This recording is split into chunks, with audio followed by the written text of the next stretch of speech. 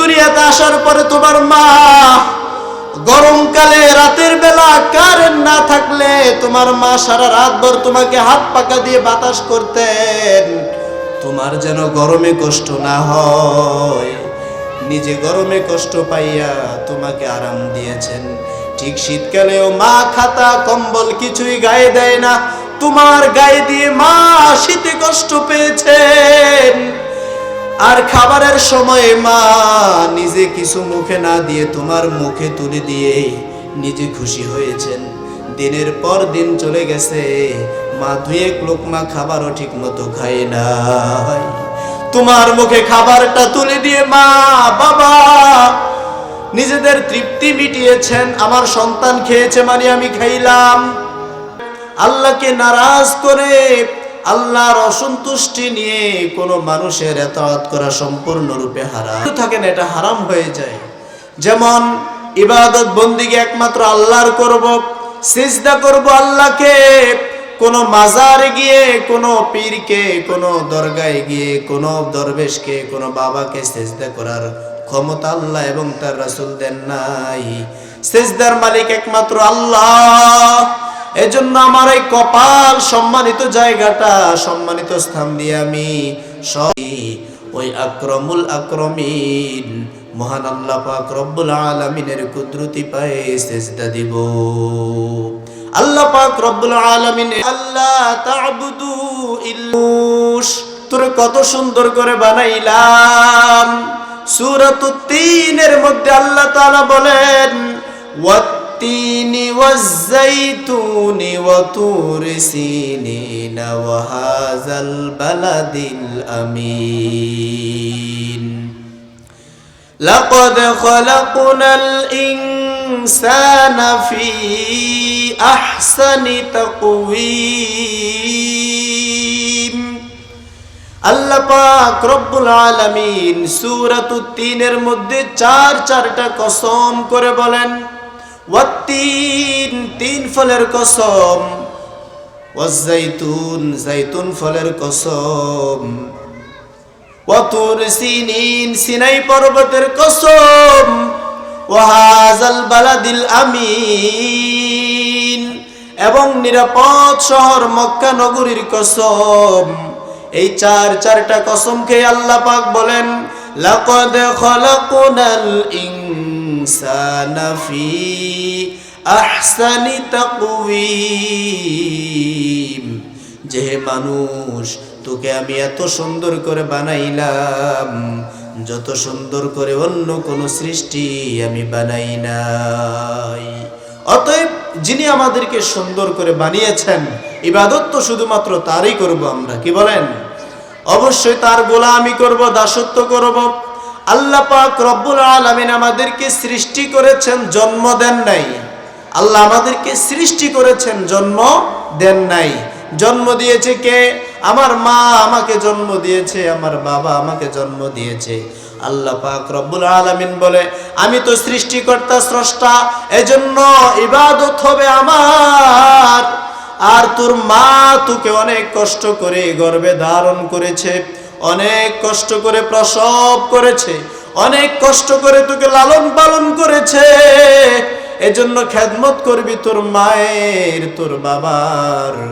যেই বাবা তোর মাথার ঘাম ফায়ে ফেলে, রক্ত পানি করে, কত কষ্টের পর কষ্ট সহ্য করে তোকে লালন পালন করেছে, আমি আল্লাহ রব্বুল আলামিন তোকে নির্দেশ দেই ওয়াবিল ওয়ালিদাইনি ইহসানা, এই মা এবং বাবার সাথে সদাচরণ কর। কে ভালোবাসে তার মধ্যে স্বার্থ আছে, বোন বোনকে ভালোবাসে তার মধ্যে স্বার্থ আছে, চাচা চাচিকে ভালোবাসে স্বার্থ আছে, বন্ধু বন্ধুকে ভালোবাসে স্বার্থ আছে, ভাই বোনকে ভালোবাসে স্বার্থ আছে। কিন্তু মা বাবা সন্তানকে ভালোবাসে, তার মধ্যে কোনো স্বার্থ নাই। মা এবং বাবা তার সন্তানকে মহব্বত করে ভালোবাসে, এটা স্বার্থবিহীন। মা বাবার ভালোবাসা মহব্বতের অন্তর থেকে আসে, এটা শুধুমাত্র মুখ দিয়ে নয়। আল্লাহর হাবিব সাল্লাল্লাহু আলাইহি ওয়াসাল্লাম আল্লাহর দরবারে একজন সাহাবী এসে বলল, আন আবি হুরায়রা রাদিয়াল্লাহু তাআলা আনহু قال جاء رجل إلى رسول الله صلى الله عليه وسلم আল্লাহর হাবিবের সাহাবী হযরত আবু হুরায়রা রাদিয়াল্লাহু তাআলা আনহু বলেন, আল্লাহর নবীর দরবারে একজন সাহাবী দৌড়ে এসে বলল, ইয়া রাসূলুল্লাহ মান আহাক্কুন নাসি বিহুসনি সুহবাতি, ওগো আল্লাহর হাবিব, আমার আত্মীয় স্বজনের মধ্যে কে বেশি আমার সদ্ব্যবহার পাওয়ার হকদার, কে সবচেয়ে বেশি সুন্দর আচরণ আমার কাছে পাবে? আল্লাহর নবী বিশ্ব নবী রাহমাতুল লিল আলামিন বলেন, উম্মুকা, তোমার মা। সুম্মা আইয়ুন, তারপরে কে? ক্বালা সুম্মা উম্মুকা, তারপরেও তোমার মা। ক্বালা সুম্মা মান ইয়া রাসূলুল্লাহ, তারপরে কে ইয়া রাসূলুল্লাহ? নবীজি বলেন, সুম্মা উম্মুকা, তারপরেও তোমার মা। ক্বালা সুম্মা মান ইয়া রাসূলুল্লাহ, তারপরে কে? ওগো আল্লাহর হাবিব। নবীজি সাল্লাল্লাহু আলাইহি ওয়াসাল্লাম বলেন, সুম্মা আবুকা, তারপরে তোমার বাবা। নবীজি সাল্লাল্লাহু আলাইহি ওয়াসাল্লাম মায়ের কথা তিনবার বললেন, বাবার কথা একবার বললেন। তার কারণ হলো আল্লাহ পাক রব্বুল আলামিন মায়ের মাধ্যমে এমন তিনটা কষ্ট করান, যে তিনটা কষ্ট বাবা করতে হয় না। সূরা আহকাফের 15 নম্বর আয়াতে আল্লাহ পাক রব্বুল আলামিন ঘোষণা করে বলেন, ওয়া ওয়াসাইনাল ইনসান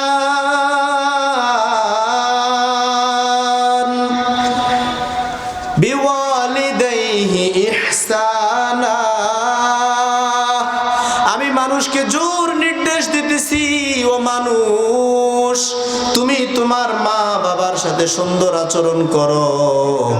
তার কারণ হলো হামালাতু উম্মুহু কুরহা, তোমার মা তোমাকে প্রথম যে কষ্ট, সেটা হলো কষ্ট সহ্য করে তোমাকে গর্ভে ধারণ করেছে। তোমার মা জননী তোমাকে গর্ভে ধারণ করেছে অত্যন্ত কষ্ট করে। ওয়া ওয়াদাতু কুরহা, গর্ভে ধারণের পর তোমাকে অত্যন্ত কষ্ট করে প্রসব করেছে, তোমাকে ডেলিভারি করেছে তোমার মা। এটা হলো দ্বিতীয় কষ্ট। তৃতীয় নাম্বার কষ্ট হলো ওয়া হামলুহু ওয়া ফিসালুহু 30 শাহরা, তোমার মা তোমাকে দীর্ঘ 2 থেকে 2.5 বছর ধরে তোমাকে দুধ পান করিয়েছে। যেই তিনটা কষ্ট তোমার বাবা করতে হয় নাই। আমার ভাইয়েরা, বন্ধুরা, আমাদের মা জননী আমাদেরকে 10 মাস কম বেশি আমাদেরকে গর্ভে ধারণ করেছেন। এই যে কষ্ট, গর্ভে ধারণের কষ্ট, এটা কোনো বাবার সাথে শেয়ার করেন নাই, এটা মা একাই সহ্য করেছেন। তারপরে মা ওয়াদাতু কুরহা, ডেলিভারি করেছেন, প্রসব করেছেন অত্যন্ত কষ্ট করে। এই কষ্টের মধ্যেও বাবার কোনো অংশীদারিত্ব নাই। ওয়া হামলুহু ওয়া ফিসালুহু 30 শাহরা, তারপরে গর্ভে ধারণের পর, প্রসব করার পরে তোমার মা জননী তোমাকে দীর্ঘ 2 থেকে 2.5 বছর তোমাকে দুধ পান করিয়েছেন, লালন পালন করিয়েছেন। এই দুধ পান করানোর মধ্যেও তোমার মা তোমার বাবার সাথে কোনো অংশ শেয়ার করে নাই। দুধ শুধুমাত্র নিজের মাই পান করিয়েছেন। কোনো বাবা সন্তানকে গর্ভে নেওয়ার কষ্ট অনুভব করে না। কোনো বাবা সন্তানকে প্রসব করার, ডেলিভারি করার সেই কষ্ট আর যন্ত্রণা অনুভব করে না। কোনো বাবা সন্তানকে দুধ পান করানোর মতো সেই দুঃখ, কষ্ট এবং মায়া মমতা সেটা অনুভব করে না। আল্লাহর হাবিব সাল্লাল্লাহু আলাইহি ওয়াসাল্লাম তো বলেছেন, কোন মুসলমান যখন যুদ্ধের ময়দানে গিয়ে যুদ্ধ করে, তখন সে জিহাদ করতে করতে যদি কাফের মুশরিকের তলোয়ারের আঘাতে নিহত হয়, তাহলে আল্লাহ তাকে শহীদের মর্তবা দান করেন। আর যদি মুসলমান যুদ্ধের ময়দানে যুদ্ধ করে বাড়িতে ফিরে আসে, তখন আল্লাহ তাআলা তাকে গাজীর মর্তবা দান করেন। ঠিক এমনি ভাবে কোন মুসলমান মা যখন সন্তানকে প্রসব করতে যায়, ডেলিভারি করতে যায়, তখন মা জননী প্রসব করতে গিয়ে যদি তার জীবন নাশ হয়ে যায়, ইন্তেকাল করেন, আল্লাহর হাবিব বলেন ওই মুসলমান মা জননীও শহীদের মর্তবা লাভ করবে। সুবহানাল্লাহ। ওই মা জননী, যেই মা জননী সন্তানকে প্রসব করতে গিয়ে, ডেলিভারি করতে গিয়ে মারা গেল, আল্লাহ রাব্বুল আলামিন ওই মাকে শাহাদাতের মর্তবা দান করেন। আর যেই মা সন্তানকে প্রসব করার পরে দুনিয়াতে বেঁচে থাকেন, আল্লাহর হাবিব বলেন ওই মাকে আল্লাহ রাব্বুল আলামিন নারী গাজীর সওয়াব দান করেন। এজন্য আমাদের মায়েদের সম্মান আল্লাহ পাক রব্বুল আলামিন বাড়িয়ে দিয়েছেন। আমাদের মা বোনদের ইজ্জত সম্মান আল্লাহ পাকের দরবারে অনেক বেশি। আমার ভাইয়েরা, বন্ধুরা, আল্লাহ পাক রব্বুল আলামিন আমাদেরকে মায়ের মাধ্যমে সৃষ্টি করার পরে মা যখন লালন পালন করে, সন্তানটা যখন ছোটকালে নবজাতক শিশু অবস্থায় থাকে, মা তাকে দুধ পান করায়, মা তাকে অত্যন্ত যত্ন করে, মায়া করে, লালন পালন করে। সন্তানের যখন ক্ষুধা লাগে মা পেরেশান হয়ে যায়, সন্তানের যখন পেশাব পায়খানা হয় মা পেরেশান হয়ে যায়, সন্তানের যখন অসুস্থতা দেখা দেয় মা পেরেশান হয়ে যায়, সন্তানের যখন ক্ষুধা লাগে মা পেরেশান হয়ে যায়। মা শীতের রাত্রিতে ঘুমানোর সময়ে যখন সন্তান পেশাব করে বিছানা ভিজিয়ে ফেলে, মা জননী কত মায়াময়, কত দয়াময়। মা জননী কষ্ট করে ওই পেশাবে ভিজা জায়গার মধ্যে নিজে শুয়ে সন্তানটাকে নিজের শরীরের উষ্ণতা দিয়ে গরম করে শুকনো জায়গার মধ্যে শুয়ে দেয়। এইরকম কষ্ট করা কত মা জননী দুনিয়ার মধ্যে আজকে বেঁচে নাই। কত মা জননী কষ্টের পর কষ্ট সহ্য করে সন্তানকে লালন পালন করে আজকে তারা দুনিয়াতে বেঁচে নাই। ওই মা জননী কবরে অন্ধকার হালতে পড়ে আছে, আর সন্তান দুনিয়ার নিয়ামত নিয়ে ভোগ বিলাসিতা নিয়ে ব্যস্ত আছে। আরে সন্তান, তোমাকে লালন পালন করতে গিয়ে মা জননী এক লোকমা খাবার কত কষ্ট করে মুখে দিয়েছেন। এই সন্তান তুমি যখন গর্ভে ছিলা, তোমার মা জননী বাড়ির কাজ কামগুলো শেষ করে, বাড়ির কাজ কর্মগুলো শেষ করে তোমার মা জননী সবার সাথে খাবার খাইতে বসলেন। তোমার মা জননী খাবার খাইতে বসলেন, খাবারে বসার পরে তোমার বসেও দেখে শান্তি লাগে না, এবার মা জননী শুয়ে যায়। এভাবে মা জননী কত কষ্টের পর কষ্ট সহ্য করে। রাতের বেলা মা বাবা দুইজন শুয়ে গেছে, মা বাবা শোয়ার পরে রাত 12টা, 1টা, 2টা, গভীর রাত্রিবেলা তুমি সন্তান যখন মায়ের পেটে আঘাত করেছ, অমনি ভাবে মায়ের ঘুম ভেঙে গেল। মা জননী আর ঘুমের ঘরে রইতে পারলেন না, ঘুমের মধ্যে আর থাকতে পারলেন না। ঘুম থেকে উঠে গেলেন, কিছুক্ষণ বসলেন, বসার পরে দেখলেন ভালো লাগে না। এবার মা জননী খাট থেকে নেমে হাঁটাহাঁটি করতেছে, কিছুক্ষণ রুমের ভিতরে, কিছুক্ষণ বারান্দায়, কিছুক্ষণ আবার ঘরের বাহিরে গিয়েও মা হাঁটা চলা করে। হঠাৎ করে তোমার বাবা জাগ্রত হয়ে দেখে তোমার মা পাশে নাই। এবার খোঁজাখুঁজি করতেছে, করার পরে দেখতেছে তোমার মা পাশের রুমে গিয়ে বসে বসে কান্না করে, চোখের মধ্যে পানি এসে গেছে। তোমার বাবা জিজ্ঞাসা করে, ওগো কি হয়েছে তোমার, তুমি কান্না করো কেন? মা চুপ করে আছে, কোনো আওয়াজ করে না, কিছুই বলে না। এমন কষ্ট, এমন বেদনা যেটা বললেও কোনো বাবা বুঝবে না। এত কষ্টের পর কষ্ট সহ্য করে তোমার মা তোমাকে গর্ভে ধারণ করলেন। তুমি দুনিয়াতে আসার পরে তোমার মা গরমকালে রাতের বেলা কারেন্ট না থাকলে তোমার মা সারা রাত ভর তোমাকে হাত পাকা দিয়ে বাতাস করতেন, তোমার যেন গরমে কষ্ট না হয়। নিজে গরমে কষ্ট পাইয়া তোমাকে আরাম দিয়েছেন। ঠিক শীতকালেও মা খাতা কম্বল কিছুই গায়ে দেয় না, তোমার গায়ে দিয়ে মা শীতে কষ্ট পেয়েছেন। আর খাবারের সময় মা নিজে কিছু মুখে না দিয়ে তোমার মুখে তুলে দিয়ে নিজে খুশি হয়েছেন। দিনের পর দিন চলে গেছে, মা দুই এক লোকমা খাবারও ঠিক মতো খায় নাই, তোমার মুখে খাবারটা তুলে দিয়ে মা বাবা নিজেদের তৃপ্তি মিটিয়েছেন। আমার সন্তান খেয়েছে মানে আমি খাইলাম। এত মায়া করে দয়া করে তোমাকে লালন পালন করেছে রে সন্তান।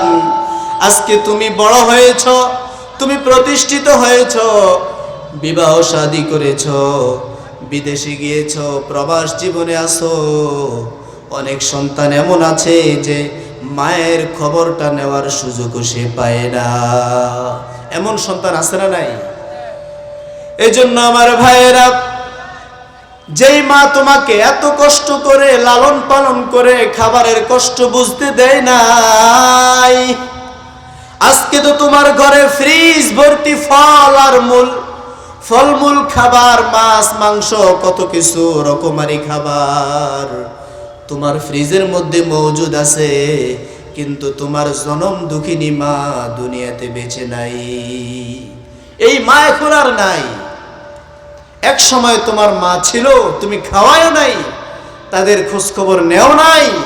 আজকে কিন্তু সেই মা জননী আর দুনিয়াতে বেঁচে নাই। তোমার এই ধন সম্পদ কাকে খাওয়াইবা? কিভাবে এগুলো তুমি ব্যয় করবা? মা জননীর খেদমত করা কত বেশি জরুরি। আল্লাহ পাক রব্বুল আলামিন পবিত্র কোরআনের সূরা বনী ইসরাঈলের এই 23 নম্বর আয়াতেই বলেন, ইম্মা ইয়াবলুগান্না ইনদাকাল কিবারা আহাদুহুমা আও কিলাহুমা ফালা তাকুল লাহুমা উফ।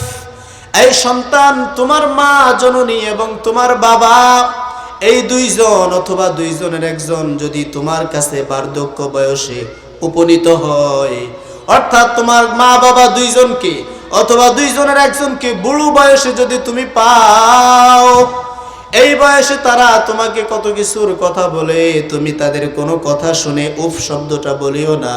তাদের কোনো কথায় বিরক্ত হয়ে বিরক্তকর শব্দ তুমি উচ্চারণ করিও না। ওয়ালা তানহারহুমা, এবং তাদের কোনো কথায় বিরক্ত হয়ে তাদেরকে ধমক দিও না। ওয়াকুল লাহুমা কওলান কারীমা। এই সন্তান, তোকে তোর বাবা তোর মা কত সুন্দর করে মিষ্টি ভাষায় কথা শিখিয়েছে। তুমি সন্তান একটা জিনিস চিন্তা না, তোমার মা তোমাকে চিনিয়েছে। তুমি একটা জিনিসের নাম জানতা না, তোমার মা তোমাকে সেই নামটা জানিয়েছে। কিছুক্ষণ পরে তুমি আবার ভুলে গিয়েছো, তোমার মা তোমাকে আবার বলে দিয়েছে, বাবাও আবার বলে দিয়েছে। বাবা মা বিরক্ত হয় নাই, তোমার মা বাবা একটু বিরক্ত বোধ করে নাই। অতএব বার্ধক্য বয়সে যখন তারা তোমাকে কোনো কথা বলে, তুমিও তাদের সাথে বিরক্ত ভাব প্রকাশ করিও না। ওয়াকুল লাহুমা কওলান কারীমা। তুমিও তোমার মা বাবার সাথে সুন্দর আচরণ করো, নম্র আচরণ করো, এমন আচরণ করো যে আচরণ পেয়ে তোমার মা বাবা না খেয়েও তৃপ্ত হয়ে যায়। যেন বলে যে আমার সন্তান আমাকে ঠিকমতো খাওয়াইতে পারে না, তাতে কি হয়েছে? আমার সন্তান যে আমার সাথে সুন্দর আচরণ করে, সুন্দরভাবে কথা বলে, এটাই আমার সবচেয়ে বড় পাওয়া। কি বলেন? কোনো বাবা সন্তান থেকে বেশি খাওয়ার জন্য, বেশি ভোগ করার জন্য কোনো মা কোনো বাবা অপেক্ষায় থাকে না। শুধু দেখে যে সন্তানটা মা বাবার প্রতি একটু যত্ন নেয় কিনা, মা বাবার প্রতি মায়া করে কিনা, সুন্দর আচরণ করে কিনা। এই সন্তান, তুমি এখন বড় হয়েছ, তোমার মা বাবা তোমাকে যেভাবে লালন পালন করেছিল, তুমিও তো তোমার সন্তানগুলোকে এভাবে লালন পালন করতেছো। তো তোমার সন্তান লালন পালন করতে গিয়ে কি তোমার একটু মনে পড়ে না যে তোমার মা বাবা কত কষ্ট করে তোমাকে লালন পালন করেছে? এটা কি তোমার একটু মনে পড়ে না? এজন্য আল্লাহ পাক রব্বুল আলামিন পবিত্র কালামে হাকিমে সূরাতুল লুকমানের মধ্যে বলেন, ওয়াসাইনাল ইনসানা বিওয়ালিদাইহি হামালাতহু উম্মুহু ওয়াহনান আলা ওয়াহনিন ওয়াফিসালুহু ফি আমাইন আনিশকুরলি ওয়ালিওয়ালিদাইক। আল্লাহ পাক বলেন, ও সন্তান, তুমি তোমার মা বাবার সাথে সুন্দর আচরণ করো, তাদের সাথে মায়ার আচরণ করো। তোমার এই মা বাবা কত বড় সম্পদ, এটা তুমি যদি জানতে তাহলে তাদের সাথে বেয়াদবি করতে না।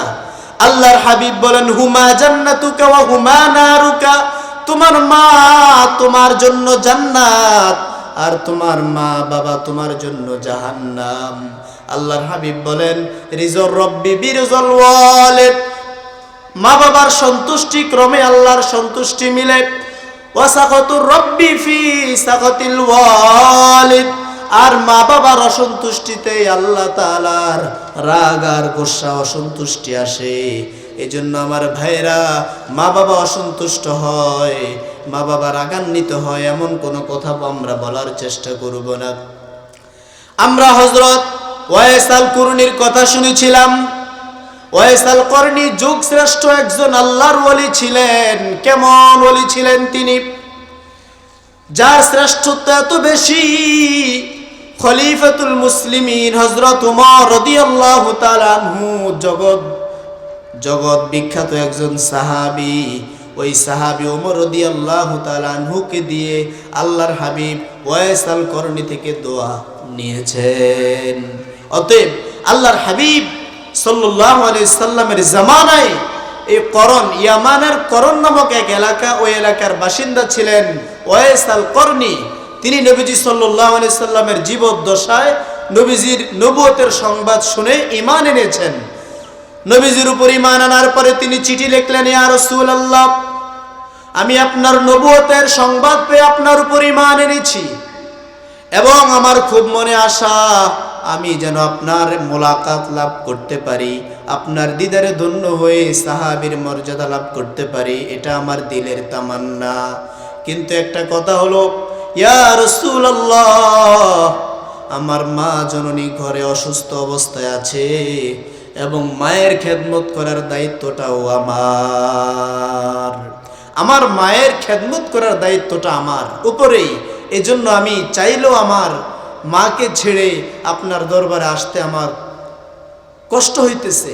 তো নবীজি সাল্লাল্লাহু আলাইহি সাল্লাম চিঠির জবাবে বলেন, ওয়াইস, তুমি আমার কাছে এসে সাহাবীর মর্যাদা লাভ করতে হবে না, আমার উপর ঈমান এনেছো, নেক আমল করো, তোমার মায়ের খেদমত করো, তোমার মায়ের খেদমত করতে থাকো।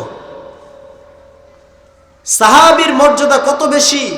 একজন সাহাবী যিনি নবীজি সাল্লাল্লাহু আলাইহি ওয়াসাল্লামকে ঈমানের হালতে দেখেছেন এবং ঈমানের হালতে ইন্তেকাল করেছেন, তার মর্তবা কত বেশি! আল্লাহর হাবিব সাল্লাল্লাহু আলাইহি ওয়াসাল্লাম বলেন, আসহাবি কান নুজুম,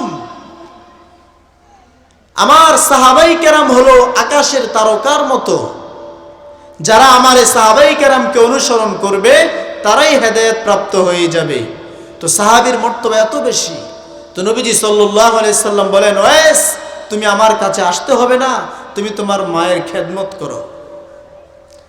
এভাবে ওয়াইস আল কুরনি তিনি তার মায়ের খেদমত করতে থাকেন। কিছু সময় পার হওয়ার পরে আল্লাহর হাবিব সাল্লাল্লাহু আলাইহি সাল্লাম দুনিয়া থেকে বিদায় নেবেন। বিদায়ের আগ মুহূর্তে খলিফাতুল মুসলিমিন হযরত ওমর ইবনুল খাত্তাব রাদিয়াল্লাহু তাআলা আনহুকে ডেকে বললেন, ওমর, ওয়াইস আল কুরনি নামে একজন ব্যক্তি ইয়ামান থেকে হজের কাফেলা আসবে, ওই ওয়াইস আল কুরনি থেকে তুমি দোয়া নিবে, নিজের জন্য দোয়া করায়া নিবে। আল্লাহর হাবিব সাল্লাল্লাহু আলাইহি ওয়াসাল্লাম ওয়াইস আল কুরনিকে এত শান, এত মান দিয়ে গেলেন। আল্লাহর হাবিবের ইন্তেকালের পরে ওমর রাদিয়াল্লাহু তাআলা আনহু প্রত্যেক বছর হজের কাফেলার মধ্যে গিয়ে তালাশ করে ইয়ামান থেকে হজের কাফেলা কোনটা এসেছে।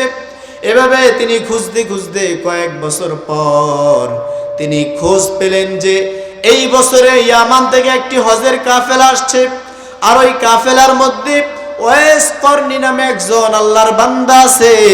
তখন ওমর রাদিয়াল্লাহু তাআলা আনহু ওই ওয়াইস আল করনির সামনে গিয়ে উপস্থিত হলেন। যাওয়ার পরে তাকে সালাম করলেন।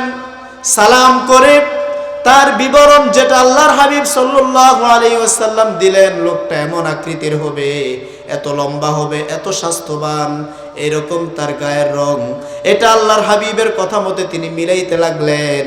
মিলিয়ে তারপরে বললেন, ওগো ওয়াইস আল করনি, আমি আপনার কাছে দোয়া চাইতে আসলাম, আপনি আমার জন্য একটু দোয়া করেন। ওয়াইস আল করনি খলিফাতুল মুসলিমিন, খলিফাতুল মুমিনিন, অর্ধজাহানের শাসক ওমর রাদিয়াল্লাহু তাআলা আনহুর দিকে তাকিয়ে তিনি কান্নায় ভেঙে পড়লেন। তার চোখ দিয়ে বেয়ে বেয়ে পানি পড়তে লাগলো আর বলতে লাগলো, খলিফাতুল মুমিনিন ওমর, আপনি তো অর্ধজাহানের শাসক, আপনার মর্তবা তো আমাদের সমান নয়, আপনার মর্তবা তো অনেক উপরে, অতএব আমি কি করে আপনার জন্য দোয়া করি, আর আপনি কিভাবে আমার কাছে দোয়া চাইলেন একটু যদি বলতেন। আল্লাহর হাবিব সাল্লাল্লাহু আলাইহি ওয়াসাল্লামের সেই ওসিয়ত ওমর রাদিয়াল্লাহু তাআলা আনহুকে যেটা করেছিলেন, তিনি এটা ওয়াইস আল করনিকে বললেন, ওগো ওয়াইস, আমি আপনাকে চিনতাম না, আপনার ব্যাপারে জানতাম না, কখনো আপনার সাথে সাক্ষাৎ হয় নাই। আল্লাহর হাবিব সাল্লাল্লাহু আলাইহি ওয়াসাল্লাম দুনিয়া থেকে যাওয়ার আগে আমাকে ওসিয়ত করে গেছেন আপনার থেকে দোয়া নেওয়ার জন্য। তবে আমার জানার খুব ইচ্ছা, আপনি কেন এই মর্তবা অর্জন করলেন? তখন ওয়াইস আল করনি বললেন, ওগো আমিরুল মুমিনিন, খলিফাতুল মুসলিমিন, আমার তেমন কোনো নেক আমল কিছুই নাই। আমি তো হুজুর আকরাম সাল্লাল্লাহু আলাইহি সাল্লামের জীবদ্দশায় ঈমান এনেছিলাম, নবীজির জীবদ্দশায় ঈমান আনার পরে নাই। তো আমি আমার মায়ের খেদমত করেছি বিদায় হয়তো আল্লাহ পাক রব্বুল আলামিন আমার এই মর্তবা দান করেছেন। খলিফাতুল মুসলিমিন ওমর কত বড় একজন দামি সাহাবী, যেই সাহাবীর ভয়ে, যেই সাহাবী যেই রাস্তা দিয়ে একদিন হাঁটতেন, ওই রাস্তায় প্রায় 40 দিন পর্যন্ত শয়তান পর্যন্ত যাইতো না। এমন একজন দামি সাহাবী, যেই সাহাবীর ব্যাপারে আল্লাহর হাবিব বলেন, আনা খাতামুন নাবিয়্যিন লা নাবিয়্যা বাদি, আমি হচ্ছি সর্বশেষ নবী, আমার পরে আর কোন নবী আসবে না। লাউ কানা বাদি নাবিয়্যান লাকানা উমর, আল্লাহ পাক রব্বুল আলামিন যদি দুনিয়ার মধ্যে আমি নবীর পরে কোন নবী পাঠাইতেন, তাহলে আল্লাহ ওমরকে নবী বানিয়ে পাঠাইতেন। সুবহানাল্লাহ। ওই ওহির মেজাজের একজন মানুষ ছিলেন। কোরআনে কারীমের প্রায় 21 জায়গায় আল্লাহ পাক রব্বুল আলামিন ওমর রাদিয়াল্লাহু তাআলা আনহুর মেজাজ অনুযায়ী আয়াত নাজিল করেছেন। সুবহানাল্লাহ। এমন একজন দামি মানুষ, ওই দামি মানুষকে আল্লাহ তাআলা কেমন একজন মানুষ, যার কোনো পরিচয় ছিল না, যাকে মানুষ চিনত না, ওই মানুষের কাছে নিয়ে বসায় দিলেন। এর কারণ কি? কারণ হলো এ বান্দা মায়ের খেদমত করেছে। এই মায়ের খেদমতের উসিলায় আল্লাহ পাক রব্বুল আলামিন তার মর্যাদা মর্তবা আকাশচুম্বী করে দিয়েছেন। সুবহানাল্লাহ। এজন্য আমার ভাইয়েরা, বন্ধুরা, আমরা যারা এখনো আমাদের মা বাবাকে পেয়েছি, যাদের মা বাবা আছে, গনিমত মনে করেন, গনিমত মনে করেন। এই মা বাবা কত বড় ছায়া, যখন চলে যাবে তখন বুঝবেন। যার মা চলে যায়, বাবা চলে যায়, মনে হয় যেন তার উপরে আকাশটা ভেঙে পড়েছে, এমন লাগে। যার মা নাই সেই বুঝে। এজন্য আমার ভাইয়েরা, এই দুনিয়ার মধ্যে আমরা চিরকাল থাকতে পারবো না। এই দুনিয়া চিরকাল থাকার জায়গাও না। মৃত্যু আমাদের সামনে এসেই পড়বে। আল্লাহ পাক রব্বুল আলামিন বলেন, আইনামা তাকুনু ইউদরিকুমুল মাউতু ওয়ালাউ কুনতুম ফি বুরুজিম মুশাইয়াদা। ও দুনিয়ার মানুষ, তোমরা যেখানেই থাকো না কেন, যেভাবেই থাকো না কেন, যে অবস্থায় থাকো না কেন, মৃত্যু তোমাদের সাথে আলিঙ্গন করবে, সাক্ষাৎ করবে। কবি বড় সুন্দর করে বলেন, মরণ থেকে যতই পালাও, মরণ তোমায় নিবে গিরি। যদিও সুদূর আকাশ পানে, পালাও সেথায় লাগিয়ে সিঁড়ি। মৃত্যু এমন একটা জিনিস, মৃত্যু এমন একটা শরাব, যেই শরাব সমস্ত মখলুককে পান করতে হবে। মৌতু কাসিন কুল্লু নাসিন শারিবুন, কবর বাইতিন কুল্লু নাসিন দাখিলুন। মরণ এমন একটা শরাব, এমন একটা পানীয়, যেটাকে সমস্ত সৃষ্টি পান করতে হবে। আর কবর এমন একটা ঘর, যেই ঘরে আমাদের প্রত্যেককে প্রবেশ করতে হবে। বাইরে আমরা একটু চিন্তা করি, একটু ফিকির করি, একটু মোরাকাবা করি। এই দুনিয়াতে আমি এক সময় ছিলাম না, এখন আছি, আবার ভবিষ্যতে থাকবো না। নাকি বলেন? দুনিয়াতে কেউ চিরকাল থাকতে পারবো? কেউ থাকবো না। আপনি একটু চিন্তা করেন, আমি এই দুনিয়াতে ছিলাম না, এখন আছি, আবার থাকবো না। বালিশের মধ্যে মাথাটা লাগিয়ে একটু চিন্তা করেন, আজকে আপনি মারা গেলেন, মারা যাওয়ার পরে আপনার আত্মীয় স্বজনেরা আপনার মরদেহ দেখার জন্য বাড়িতে ভিড় জমাচ্ছে, আসতেছে, সবাই আসতেছে। আসার পরে আপনার এই মৃত্যুর চেহারাটা এক নজর সবাই দেখতেছে। তারপরে কেউ চলে গেল বাঁশঝাড়ে বাঁশ কাটার জন্য, কেউ চলে গেল বাজারে কাফনের কাপড় কেনার জন্য, আবার কেউ আপনার জন্য কবর খনন করতে চলে গেল। আপনার আত্মীয় স্বজন, আপনার সন্তান সন্ততি, মা বাবা, ভাই বোন প্রত্যেকে কান্নায় ভেঙ্গে পড়তেছে। প্রত্যেকে আপনার জন্য কান্নায় ভেঙ্গে পড়তেছে। আপনার আদরের সন্তান কান্না করতে করতে বেহুশ হয়ে গেছে। আপনার প্রাণের স্ত্রী আপনার জন্য কান্না করতে করতে বেহুশ হয়ে গেছে। হায় হায়, শত আফসোস করেও কেউ আপনাকে আর দুনিয়াতে টিকিয়ে রাখতে পারবে না। এজন্য দুনিয়ার জীবন ক্ষণস্থায়ী, আখিরাতের জীবন হলো চিরস্থায়ী। আল্লাহ পাক রব্বুল আলামিন বলেন, বাল তুসিরুনাল হায়াতাদ দুনিয়া ওয়াল আখিরাতু খায়রুন ওয়া আবকা। দুনিয়ার জীবনকে তোমরা যতই প্রাধান্য দাও, এই দুনিয়াতে চিরকাল থাকতে পারবে না। দুনিয়ার জীবন হচ্ছে ক্ষণস্থায়ী, আর আখিরাতের জীবন হচ্ছে উত্তম এবং চিরস্থায়ী। এজন্য আমরা নেক আমল করে দুনিয়া থেকে বিদায় হওয়ার মতো আল্লাহ পাক রব্বুল আলামিন যেন আমাদেরকে তৌফিক দান করেন। সকলে বলে আমিন। ওয়া আখিরু দাওয়ানা আলহামদুলিল্লাহি রাব্বিল আলামিন। আসসালামু আলাইকুম ওয়া রাহমাতুল্লাহি ওয়া বারাকাতুহু।